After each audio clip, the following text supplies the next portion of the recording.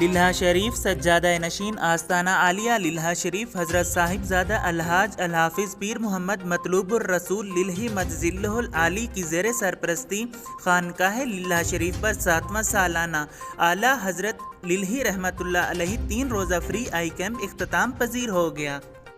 یہ کیمپ حضرت صاحبزادہ پروفیسر نعیم الرسول اور صاحبزادہ علیم الرسول عارف منعقد ہوا، جس میں doctor captain Muhammad Khalid Dogar former MS and eye specialist واپڈا ہسپتال فیصل آباد،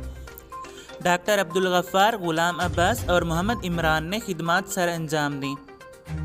اس فری آئی کیمپ کے موقع پر کل 785 خواتین و حضرات نے آنکھوں کا معائنہ کرایا، جبکہ 108 مریضوں کے مفت آپریشن کیے گئے اور مفت ادویات اور اینکیں بھی فراہم کی گئیں۔ کیمپ کے اختتام کے موقع پر ایک تقریب منعقد کی گئی، جس میں سجادہ نشین آستانہ عالیہ للہ شریف حضرت صاحبزادہ پیر محمد مطلوب الرسول للہ مجزلہ العالی اور صاحبزادہ پروفیسر نعیم الرسول نے